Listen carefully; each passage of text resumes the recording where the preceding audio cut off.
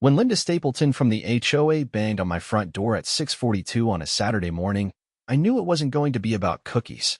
She had that familiar clipboard of doom, and the kind of pursed lips that made you wish you'd never bought a house in a neighborhood with a board. "You're in violation, Mr. Janson," she blurted before I could even say good morning. I rubbed my eyes. "Violation of what, Linda? I haven't even had coffee." "Your garage. We received a report that you've been storing personal items in there." That space was designated as community overflow storage at the last HOA board meeting. I blinked. "You're kidding." She wasn't. Apparently, the HOA passed some ridiculous amendment claiming that detached garages counted as shared utility space if they weren't actively housing a vehicle. Mine had some old gym equipment, a busted lawnmower, and a few shelves of tools. Suddenly, that made it public property? I leaned against the doorframe. "Linda, I bought this house. That garage came with it. You people don't get to declare eminent domain on my junk. It's not your junk anymore," she snapped, flipping her clipboard. "Page 12, Section 5. You've got until Wednesday to remove your things or we'll issue a fine of $100 per day." I laughed. "You expect me to just hand over my garage to the neighborhood like it's a storage locker?" She gave a tight smile. "Rules are rules. You agreed to HOA guidelines when you moved in, and that's when I decided to play their game." By Monday, I had rented a massive moving van and filled it with everything from my garage old car parts, cracked paint buckets, rusted tools, even that hideous recliner my ex left behind. And then I drove straight to the HOA office. The building was a converted model home at the front of the subdivision. Glass double doors, fake marble floors, and most importantly, a small conference room where Linda and her minions held their weekly meetings. I knocked politely, then wheeled in the first dolly load. Linda stood up from the table. "What are you doing?" "I'm following your rules," I said, grinning. "Since my garage is now community property, I'm relocating all my community items to your nice, air-conditioned community headquarters. You've got more square footage, anyway. You can't be serious." "Oh, I'm dead serious. Every piece of this belonged in that garage. Now it belongs to you, apparently." As I unloaded boxes labeled, "Owen's crap, do not touch," I made sure to carefully stack them next to the coffee machine. Linda's face turned the color of a traffic light. "You can't bring that here." "Why not?" Section 5, page 12. "I'm just making sure the community has access." One of the other board members, Charles, who always looked like he wanted to be anywhere else, chuckled under his breath. Linda shot him a glare that probably melted his spine. I spent the next 2 hours unloading the rest. When I left, the HOA office looked like a hoarder's garage sale exploded inside it. And that was just the beginning. By Tuesday afternoon, the HOA office had taken on the ambience of a condemned flea market. The board typically met there 3 times a week, but since my little delivery, they had switched to gathering in lawn chairs on the sidewalk outside the building. I passed by once, walking my dog, and caught Linda waving a printed copy of the HOA charter like it was the Constitution. "You're going to regret this, Mr. Janson," she shouted as I strolled past. I didn't answer. I was busy reviewing city zoning records I'd pulled from the county assessor's office. What I found was better than I'd hoped. That evening, I called in a favor from my sister, who worked for the city's planning and development department. She confirmed it. The HOA's office, being housed in what was technically a private residence, was zoned strictly for residential use. No commercial or administrative activity was supposed to occur there, especially not storage of items that weren't for personal use by the occupants. Apparently, someone had filed for a special zoning exemption 10 years ago and been denied. The HOA had gone ahead and operated there anyway. I made a few photocopies. Wednesday morning, I walked into the city's code enforcement office with a manila folder, a binder of printed photos from my unloading day, and a formal complaint. They were more than interested. By Thursday, a city inspector was on site at the HOA building, snapping pictures of the lawn chairs, the clutter inside, and the dusty HOA board meetings every Wednesday sign in the window. That afternoon, a notice was posted on the HOA's glass door in bright orange: "Cease and desist unauthorized use of residential property." The board was now officially homeless. I got a knock on my door that evening, not from Linda, but from a guy in a wrinkled golf shirt with an HOA badge clipped to his belt loop. His name was Rick, and he claimed to be the board's treasurer. "You've made your point," he said, glancing at the security camera above my door. "We just want to talk." Funny, I said. Nobody was interested in talking when you tried to hijack my garage. He sighed and rubbed the back of his neck. Look, Linda might have gotten ahead of herself. That amendment hasn't actually been ratified yet. You enforced an unratified rule. He hesitated. We interpreted it as active policy since it passed preliminary review. That's not how that works, I said. At all. He shifted uncomfortably. We'd appreciate it if you removed your items from the HOA office. We're trying to get back in compliance. I leaned in the doorway. You'll get your stuff back when I get an apology and a formal retraction of the so-called garage ordinance. In writing. And I want confirmation that it was never legally enforceable. I'll talk to the board. Do that. He left without meeting my eyes. The next morning, I received an anonymous envelope in my mailbox with no stamp, just my name in shaky handwriting. Inside was a USB drive and a short note. You didn't hear this from me. Check the audio. I plugged it into my laptop and played the file. It was a recording of an HOA meeting. About 6 minutes in, Linda could be heard stating clearly, "We don't need to wait for ratification. If we start enforcing it now, they'll just fall in line. No one reads the bylaws anyway." Someone else asked, "Is that even legal?" Linda responded, "Who's going to stop us? They don't have the time or the money to fight us." I stared at the screen, stunned. That was conspiracy to enforce a non-existent regulation, a massive overreach. I forwarded the file to a lawyer friend of mine who specialized in housing law. He called back within the hour. "This is huge," he said. "You've got them dead to rights. If they tried to collect fines based on that, it could be considered attempted fraud." I filed a formal complaint with the state's Department of Consumer Protection, attaching the audio and a list of residents who'd received notices of violation. I also shared it with a local investigative reporter I knew through a veterans charity. She lit up when she heard the tape. By the weekend, the HOA board was all over the evening news. The segment even included a slow pan across the chaos inside their office, my boxes still sitting like trophies of petty tyranny. The following Monday, a special emergency meeting was called by the remaining HOA members, this time held in the community pool area, since their office was still sealed by the city. Residents came out in droves. Folding chairs filled every inch of concrete, with more people standing behind the gate, listening through the bars. Linda wasn't there. Rick stood at the front, nervously holding a clipboard. "We'd like to begin by acknowledging that recent enforcement actions taken by the board overstepped the bounds of our authority." Someone in the crowd shouted, "You think?" Rick cleared his throat. "We are rescinding the proposed amendment regarding garage usage effective immediately. All fines related to this issue are voided, and refunds will be issued where applicable." Another voice called out, "Where's Linda?" Rick hesitated. "She has resigned from her position as president." A murmur rippled through the crowd. I caught the eye of Judith, a retired schoolteacher who lived 2 doors down. She gave me a knowing nod. Rick continued, "We're appointing an interim president until we can hold a new election next month. If anyone is interested in running, nomination forms will be available online." I stood up. "I'll run." Half the crowd broke into applause.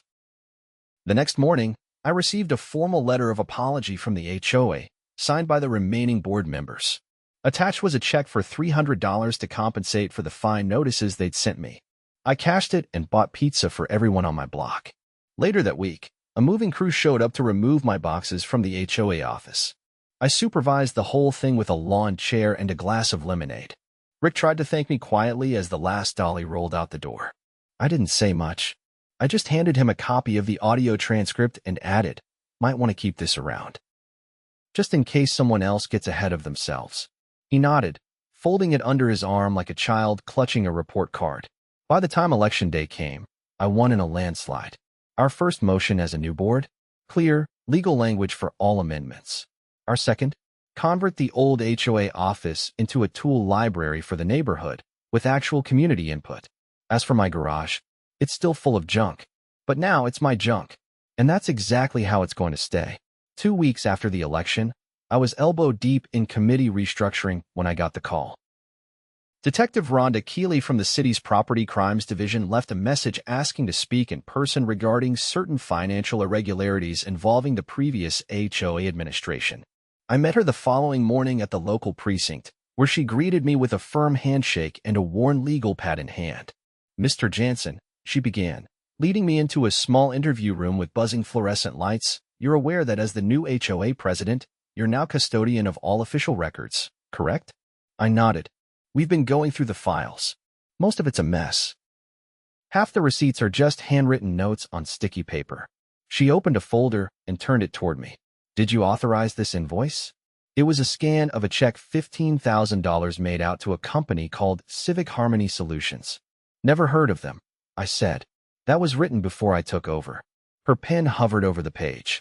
It was supposedly for community engagement initiatives. Ring any bells? None.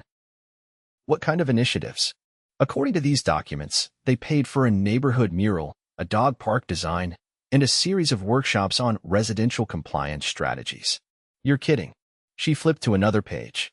We visited the address listed for Civic Harmony Solutions. It's a mailbox in a strip mall next to a vape shop. I leaned back in the chair. So it's a front. She nodded. And the account the checks were deposited into?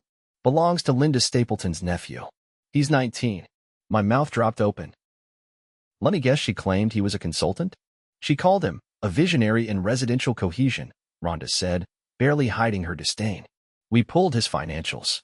The day after each deposit, large cash withdrawals were made, most of them at casinos and electronics stores. And no one on the board questioned it? From what we can tell, Linda ran everything through emergency sessions with only 2 other board members, both of whom resigned after the news report aired.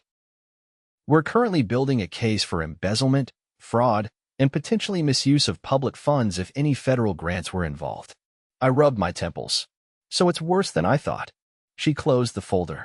We're going to need access to all HOA records. Every email, every receipt, every vote ledger, even the ones you think are irrelevant. If she used HOA funds for personal gain, we'll need to document the full pattern. Back at the office, now operating out of the community library's meeting room, I called a special session with the new board. Everyone was there. Judith, who was handling communications, Marcus, our newly elected treasurer who ran a small accounting firm, and Dr. Huerta, a retired city planner with more binder tabs than sense of humor. Linda didn't just bend the rules, I said as we gathered around the long fake oak table. She was funneling money through a shell company owned by her nephew. The city's building a case, and we need to hand over everything. Marcus opened his laptop. I've already flagged 6 payments that look suspicious. 2 of them were labeled landscape evaluations, but there's no record of any site visits or contractor reports. Judith glanced up from her notepad. There was a rumor last year about a community meditation garden behind the tennis courts. People kept asking when it would be built, and Linda said the city hadn't approved it yet. Dr. Huerta frowned. There's no permit on file for that area. I checked last week for an unrelated zoning inquiry. I pushed a stack of folders into the middle of the table. We'll divide and conquer. Judith, take everything labeled community improvement. Marcus, tackle the financial ledgers. Dr. Huerta, cross-reference vendor names with state business licenses. If anything looks fake, flag it. Over the next 3 days, we uncovered a rabbit hole of misappropriated funds. Linda had approved payments to companies that didn't exist, sent reimbursements to herself using vague descriptions like event planning, and even claimed mileage for trips to HOA conferences that no one else attended. One receipt simply said, Leadership Growth Package $520 with no further explanation. On Friday, we boxed everything up and delivered it directly to Detective Keeley. She met us in the evidence intake area and signed the chain of custody forms herself. This is exactly what we needed, she said. You've done half my job already. Back in the neighborhood, word began to spread. At first, people were cautious, most were just relieved Linda was gone. But when news broke that a formal investigation was underway, the tone shifted. Neighbors started coming forward with their own stories. Unexplained fines, HOA-funded gift baskets mysteriously delivered to Linda's house, and one man who'd been billed for a fence inspection that never happened. We compiled the statements and passed them along to the detectives. One morning, a bright red sedan pulled into Linda's driveway. 2 plainclothes officers stepped out and knocked on her door.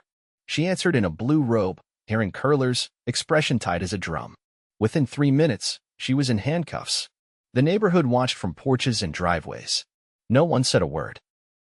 That afternoon, I received a certified letter from the city prosecutor's office. They were formally charging Linda with 5 counts of wire fraud, 3 counts of embezzlement, and 1 count of obstruction of a municipal investigation. Her arraignment was set for the following week.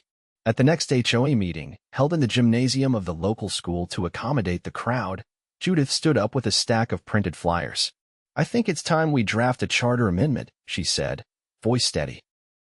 "One that requires third-party audits of HOA finances every quarter and public posting of all board expenditures." The room erupted in applause. We passed the measure unanimously. Later, as the meeting wound down, an older gentleman I barely knew approached me. He lived on the far end of the neighborhood and rarely attended events.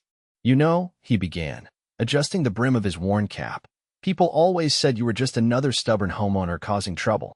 I raised an eyebrow. "But turns out, you were the only one paying attention." I nodded. "Someone had to be." He offered a handshake. "Glad it was you." As people filtered out, I looked around the gym, parents chatting near the snack table, teenagers playing cards near the bleachers, folks laughing in the corners of the room. For the first time since I moved in, it felt like an actual community. The garage was still mine. The board was honest for now, and the neighborhood had learned the hard way what happened when power went unchecked. But more importantly, they'd learned how to push back, and that was worth every minute spent in that miserable folding chair. By the time Linda's trial date was confirmed, the neighborhood had transformed. The fences were a little straighter, the lawns a little greener, not because of stricter enforcement, but because people finally had reason to care. The fear was gone. What replaced it was a quiet kind of pride. But just as we thought the worst had been exposed, Marcus found something that shifted everything again. He was combing through archived digital records when he called me, voice low and tense. "There's a grant disbursement from the State Housing Initiative Fund," he said. "It's dated from 3 years ago. $50,000, earmarked for ADA upgrades to community spaces." I frowned. "We don't have any ADA-compliant paths. The clubhouse's front steps don't even have a handrail." He sent me the ledger entry. The funds were listed as disbursed and completed, but there were no receipts, no contractor names, no inspection reports. Who signed off on it? I asked. "Linda, and someone named Gregory Pike, listed as project oversight consultant." I hadn't heard that name before. We brought it to DR. Huerta, who still kept meticulous zoning maps and had taken on the role of unofficial archivist. She cross-checked every permit from that year and found nothing. No ramps, no walkway upgrades, not even a maintenance request. Judith tracked down the grant program administrator. He confirmed the funds had been released in full, based on a signed completion report from the HOA. When I asked for a copy of that report, what we received was a scanned single-page checklist, with Linda's signature at the bottom and Gregory Pike scribbled beside it. It was barely legible. I took it straight to Detective Keeley. "This is bigger," she said after reviewing it. "That's state money. Misuse of public funds opens a whole new set of charges. And if this consultant doesn't exist, then we're looking at forged documentation." She contacted the state auditor's office, and within days, a joint task force was formed. Now that state funds were involved, jurisdiction expanded. The investigation widened to include all prior HOA expenditures involving public grants or subsidies. Apparently, Linda had applied for funding under at least 4 different improvement programs, none of which had ever produced any visible results. The kicker came when the task force traced the address listed for Gregory Pike's consulting business. It was a vacant lot, had been for years. That triggered a subpoena for all HOA financial records from the past 5 years.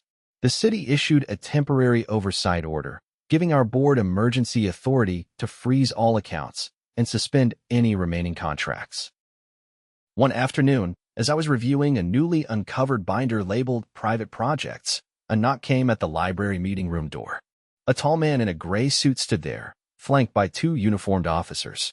He introduced himself as Assistant District Attorney Warren Langley. "I'm assuming you've seen this," he said, placing a transparent evidence bag on the table. Inside were 2 USB drives and a stack of receipts. I nodded slowly. "Not those specific ones." "What are they?" "Copies of Linda Stapleton's private email backups. We received them through a formal discovery motion." She didn't realize her cloud storage was still linked to the HOA laptop. "What's on them?" Langley pulled out a chair and sat across from me. "There are emails between Linda and a man named Eric Dwyer. He's an unlicensed contractor who's been blacklisted from several county projects. He was paid under 3 different LLCs linked to HOA invoices. In one message, she tells him, quote, "Split the payment like last time. Don't use the same signature." I felt my stomach drop. Langley continued. They also discussed forging completion photos for the ADA upgrades. They used stock images lifted straight from a state compliance brochure. Marcus, who had been quietly reviewing the HOA's insurance policy behind me, looked up. So everything she signed off on was fake. Langley nodded. And now we can prove she knew it. They arrested Eric Dwyer the next day. He was found living in an RV behind a shuttered gas station 2 towns over. When they searched the vehicle, they found 2 blank HOA checks and a printed packet of fake invoices, some already signed. The charges multiplied. Linda was now facing a potential sentence of over 20 years. Fraud, forgery, money laundering, wire fraud, conspiracy to defraud the state, and obstruction of audit procedures. She had tried to plead down, but the prosecutor wasn't having it. Her trial date was moved up, and the press coverage exploded. At the next board meeting, we announced the full audit results to the community. People sat in stunned silence as we read out the list of fabricated projects. A shade structure at the park that never existed. A sprinkler overhaul that had only ever happened on paper. Even the emergency tree trimming after a mild windstorm had been nothing more than a check to a non-existent landscape firm. I feel like an idiot, one resident said. I complained about the broken bench at the playground for 2 years, and she told me the budget was tight. You weren't the idiot, Judith answered. You were the victim. We voted unanimously to establish a 5-member financial oversight committee, independent of the board. Marcus volunteered to train neighborhood volunteers on basic financial review, and we held the first open budget session the following week. The atmosphere changed. People who hadn't spoken to each other in years started organizing cleanup crews. A group of high schoolers repainted the faded curbs. Someone even donated materials to finally build a proper access ramp for the clubhouse. When Linda's trial began, several residents, myself included, were subpoenaed to testify. I brought the original printed ledger we'd found, along with the forged invoices. The prosecutor walked the jury through every fake project, every fraudulent claim. The defense tried to argue poor oversight and miscommunication, but the emails, especially the one where Linda joked about creative accounting for the greater good, sealed her fate. The verdict came on the 3rd day, guilty on all counts. She was sentenced to 14 years, with parole eligibility after 9. She was also ordered to repay restitution to the HOA, though everyone knew we'd never see a dime of it. Still, it wasn't about the money anymore. Back home, we started rebuilding. The HOA bylaws were rewritten with legal oversight. We added term limits for board members and banned emergency sessions unless approved by at least 2/3 of homeowners. Every expenditure now required 3 estimates and full documentation. The garage? Still messy.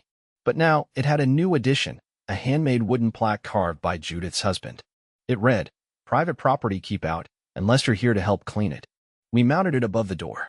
One afternoon, as I was organizing a drawer of old extension cords, a little girl from 2 houses down wandered up the driveway with her mom. "Is this the famous garage?" she asked. I laughed. "Depends who you ask." Her mom smiled. "Thanks for everything. You didn't just fix the HOA. You reminded us this is our neighborhood, too." I nodded. It always was. The garage door creaked shut behind me. The sun dipped low over the rooftops. And for the first time in a long while, I didn't feel like I had to watch my back in my own neighborhood. We had taken it all back, every inch of it. Through facts, documents, and refusing to back down when it counted.